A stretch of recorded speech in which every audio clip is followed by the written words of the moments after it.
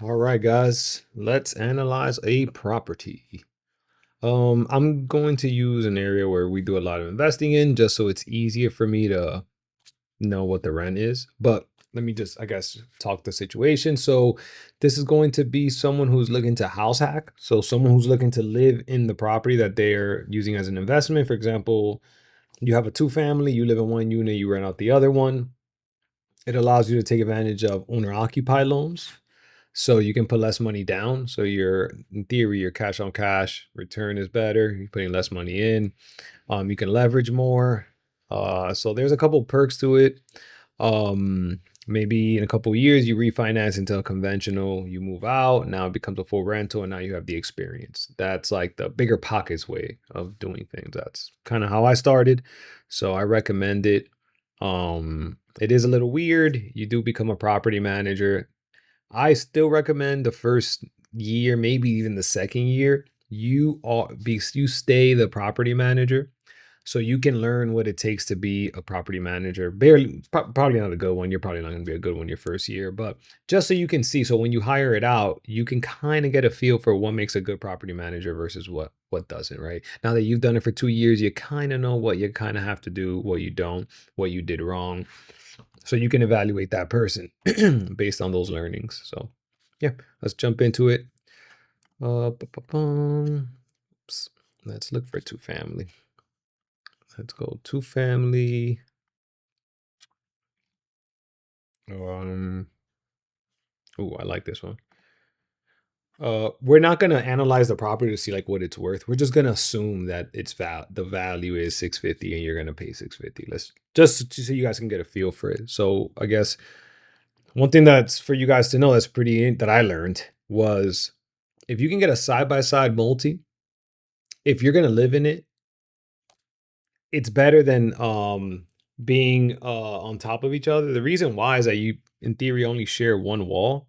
I don't know how this is broken down. This might be this like one goes up the stairs, the other one enters in, and it is still top to bottom. Let's just right because it might be that because it's just the window placement. Whatever. Just for the sake of the video, let's make believe that it's a side by side. So there's one unit in this area, one unit in this area. That is the best. I that's the ideal thing. So it gets weird when if they got kids, like this is a 5-2, so you're probably thinking 3-1 and a 2-1. So that 3-1 probably has kids involved. So then the kids are running. Let's say they're upstairs, you're trying to sleep. It gets weird.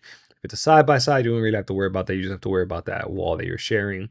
Hopefully, that's where the TV is for both parties, so no one's trying to hit that wall really hard. So just saying, experience. Um, Okay, and also, by the way, this could be a 4-1 and a 1-1. I'm just making the assumption that it's a 3-1 and a 2-1. So, okay. So let's break this down. Let's go to the rental calculator. Let's add a property. Okay, new page, address. Let's say you're paying 650, right? Down payment. So there's a percentage, I believe. Yes. So let's say down payment. Let's say this person has good credit, so they were able to do a 5% down conventional loan. Sometimes those exist. Someone's gonna say that doesn't exist. Blah blah blah. I don't care.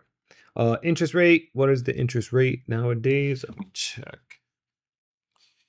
It's at a 6.07. Let's just say 6. Okay. Long term, let's say 30 years. We're doing an owner occupied loan.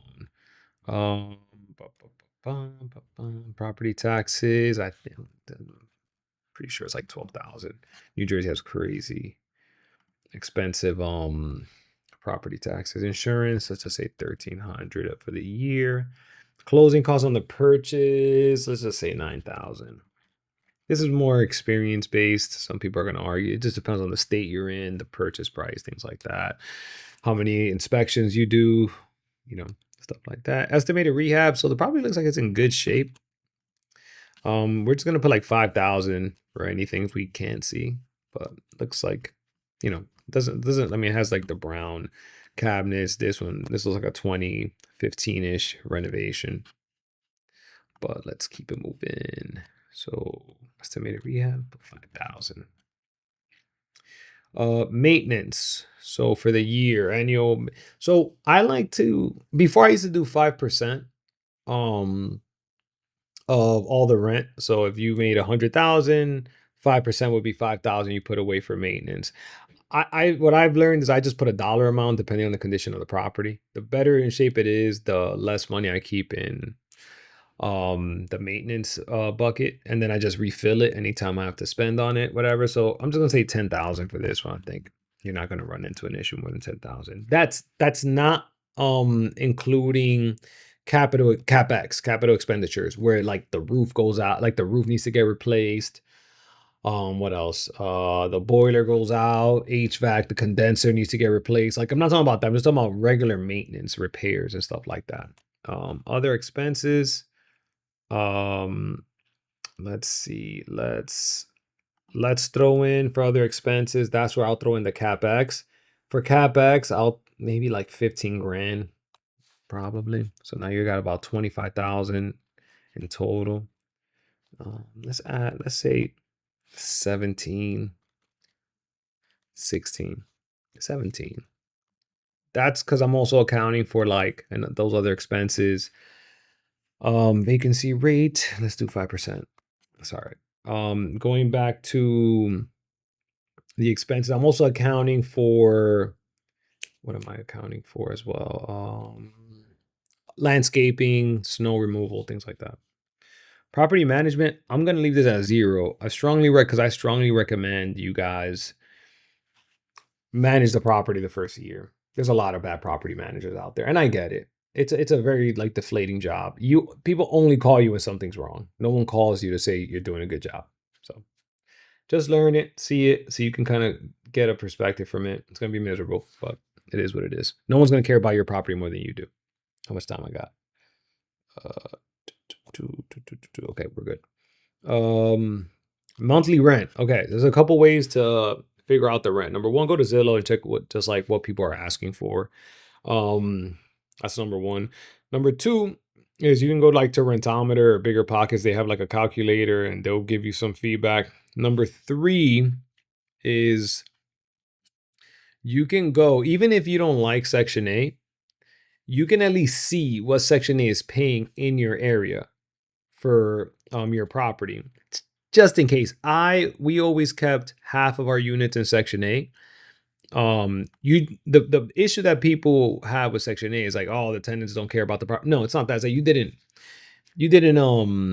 screen your tenants. Just because they're Section 8 doesn't mean you don't screen them. Screen everybody the same way. It's just that these people have a portion of the rent come from a government entity. That's the only difference. Treat them the same. Okay, so for a 3-bedroom, they're offering 2,700, which is not bad. For a 2-bedroom, 2,200. So you know what? Let's base it on these numbers just to make life easier. So 4,000. So about $5,000, give or take. So where are you? Monthly rent, 5,000.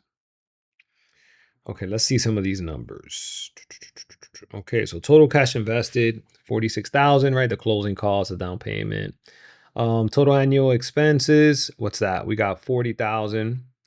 In terms of the 1% rule. So the 1% rule is this, basically is in terms of the purchase price, right? Most of the time, just a rule of thumb in case you're looking at like 50 properties, like which one should I analyze? I'm not going to analyze all of them. Use the 1% rule. If let's say the properties they're asking 500,000 and you think you can get $5,000 in rent, that's 1% of the purchase price, then it's probably gonna do well. This one, as you see, is 0.77, so it's not there. And as you're gonna see down the numbers, makes sense. In terms of monthly cash flow, you're actually going to be losing 2,300. So if you're the tenant for let's say you're treating yourself as a tenant, your rent's going to skyrocket, right? Because if we just said 5,000 monthly rent, let's say you're living in the 2-bedroom, 3-bedroom, the 3-bedroom you rent out. Let's say you're coming out of pocket 2,200. You actually have to come out of pocket 4,500 to make this work. But the problem is once you move out and you start charging rent, you're still going to be at a negative cash flow. So loan amount, whatever, 50% rule, not important. The down payment, 32,000. Your cash on cash return, 59 negative 60%, not great. Your cap rate, that's more for commercial. You guys don't have to worry about that. Annual cash flow, you're losing about 28 grand a year. Excuse me.